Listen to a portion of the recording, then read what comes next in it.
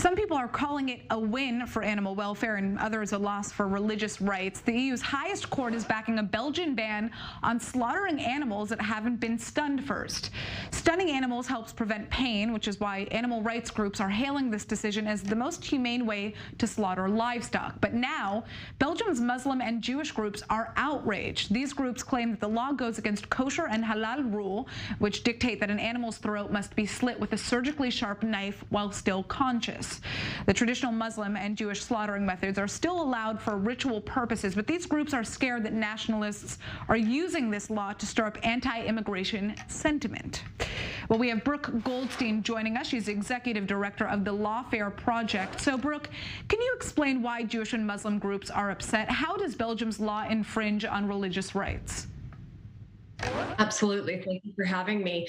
People are upset because there is an absolutely absurd ruling that just came down from the European Court of Justice that said the EU states have absolute discretion to ban religious slaughter as long as it respects religious freedom. I mean, it's ridiculous on its face. And what it really has done is set a precedent for regions like Flanders and Wallonia in Belgium to prohibit both kosher and halal slaughter. This is a basic civil rights issue. And we all know what happened last time Europe banned the kosher slaughter of animals. They were quick to slaughter human beings. This is not an exaggeration. People are now talking about EU states attempting to ban Brit Milah as well. So Europe has to decide, is it going to respect the rule of law, or is it going to go down a very dark path, one it has gone down before, by restricting religious freedoms in this way that is completely a violation of the civil rights, the human rights, and the religious rights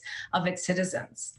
Now, I'm going to play devil's advocate here. You know, if in fact it is more humane to slaughter animals by stunning them first, shouldn't religions take that into consideration and adapt with the times? And isn't the government responsible for taking care of both human and animal rights? Is there another way to go about handling this issue?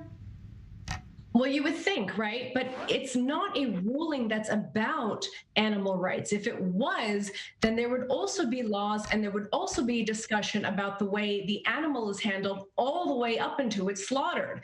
Instead, what these regions have done in Belgium is issue a rule that bans a religious practice at the moment of death. They don't talk about how animals are treated while they're born. They don't talk about how a baby calf is taken away from a mother to induce milk, and that mother is milked from the minute she delivers until her death. They don't talk about the disgusting way in which they transport animals. They have not outlawed shooting animals for hunting purposes. They have not outlawed boiling lobsters while they scream in hot water.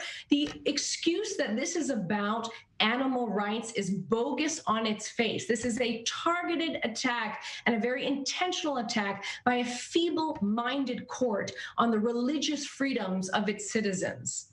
All right, quick answer here. These groups are also saying that this is just an excuse for anti-immigration attitudes. How much of that are we seeing in Belgium?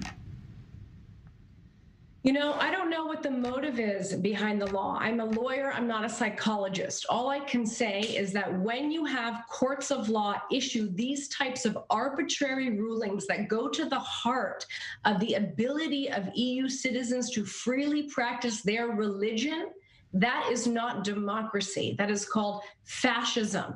And it will go in a very dark direction unless an immense amount of pressure is put on these EU countries to change the law that the European Court of Justice claims that it is interpreting fairly.